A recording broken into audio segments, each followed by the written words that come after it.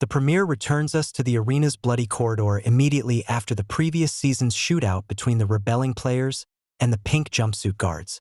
After seeing the game's frontman order the death of his closest ally Young-bae, protagonist Gi-hun becomes a visibly grief-stricken shell of his former, more determined self.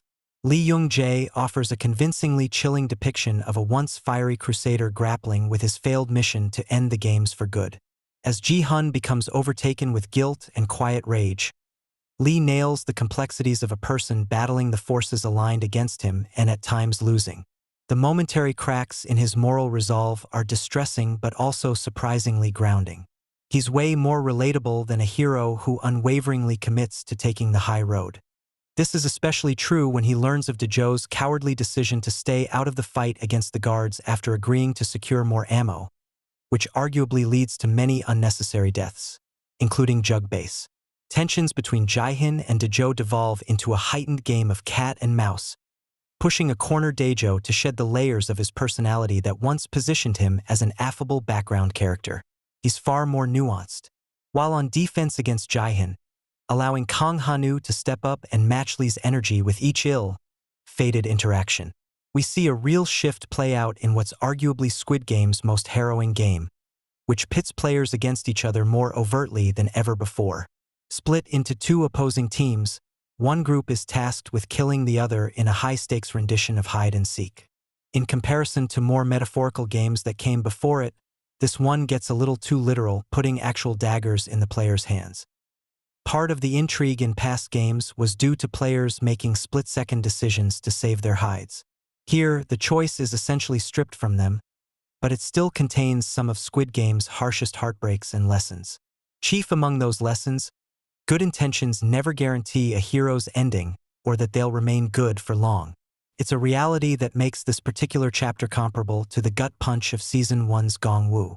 It's also where Park Sung-hun, returning as the combat-trained trans character and fan-favorite Youngju, gets to flex some action star skills and deliver solid physical and emotional blows. The game's biggest reveal, however, is that of the wealthy VIPs masquerading as Squid Game guards. Previously only seen briefly in Season 1, the VIPs' increased involvement in the games makes them a prominent part of Season 3. Their participation leads to one of the season's biggest weaknesses. Not because their overt gleefulness cranks up the brutality in any meaningful way, but because their cringe-inducing dialogue and almost cartoonishly villainous line delivery clashes with their co-star sincerity. Beyond that, their insights, which mostly amount to recaps of what we just watched unfold, are almost entirely unnecessary. And on a show that's maintained a decent pace up to this point, the VIP's edition feels a lot like filler. Its only saving grace is that it becomes the source of a pivotal development in the game when Junhee unexpectedly gives birth and the rich spectators vote to make the baby. Not so much a bundle of joy, but a bit of weird computer animation from what I can tell. A new player. Apart from giving certain players a renewed reason to survive and raising questions about how exactly a newborn can compete in the Squid Game, the baby is a brilliant, devastating show of the trauma handed down from parent to child as her fate is left up to a solar system and desperate opponents. She brings a 21st-century disregard for children into alarming focus. This predictably culminates in an intense face-off between Gi-hun and the baby's father, the morally ambiguous crypto bro Mungi.